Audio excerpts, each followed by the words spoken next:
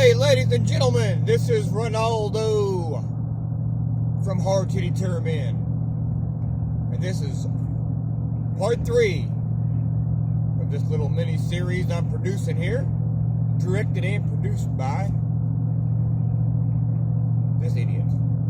So anyway, just got released from the pokey to a man I don't know. This whole video might be about that man. His name is Jim. And this man forever changed my life in a way that I'll never be able to thank him for enough. To him and his family. Yeah, I know he's my uncle, and my family too, right? They are now. But I would say that before this, with my reputation, I was not part of the family. Not because I wasn't accepted for who I was, but in my mind, I didn't want to drag any of them down to my level. Because they were all good people.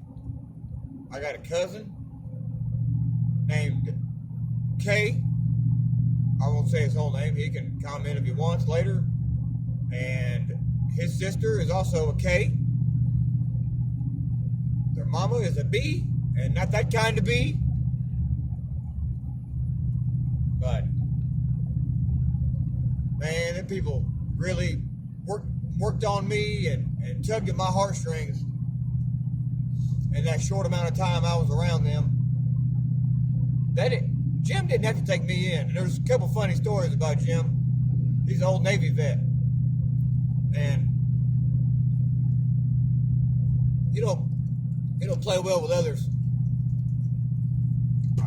Maybe that's where I get it from, but he does not play well with others. I got to his house and they came to hook up my house arrest monitor, and they did a home inspection or whatever, and he had some firearms in there. And I'll never forget this, hopefully, unless I get dementia or Alzheimer's, which is a possibility. But I'll never forget the fact that they came outside where he was at, and they said, Mr. Jim, you appear to have firearms in your house. And back in them days, he chewed Red Man by the pouch, I think. Yeah?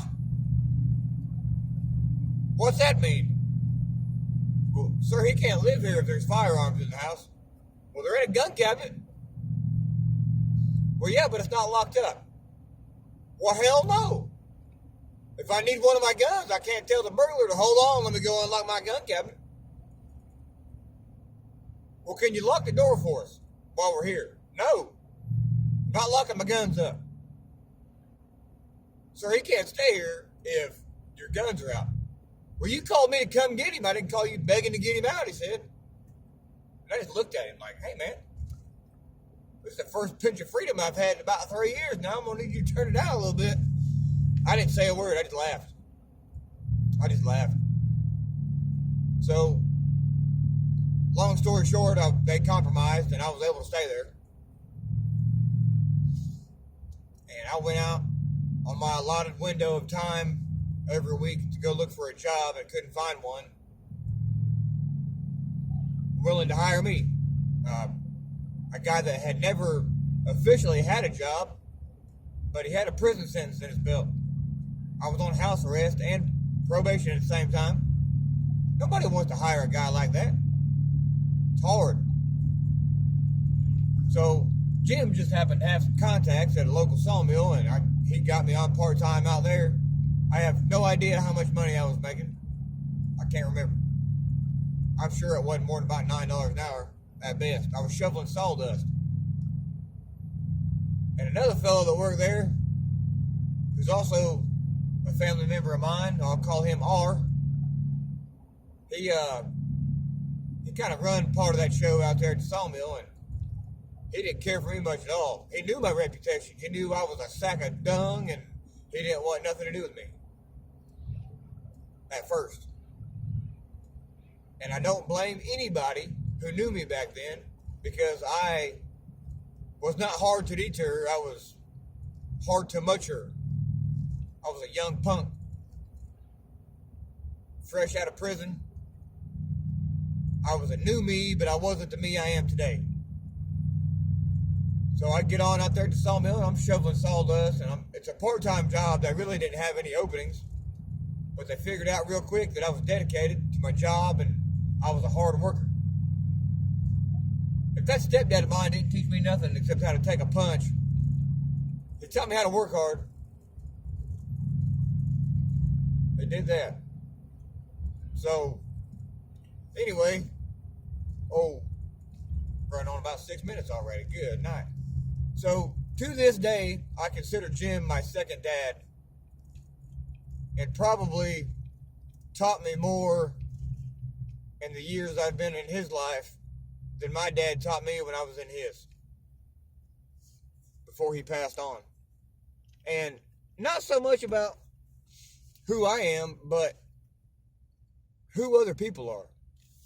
Really opened my eyes to a lot of things, and sense of humor. Jim's sense of humor is to this day is dry, and if you don't know it, you'll soon regret opening a conversation up with him. He'll cut you like a razor.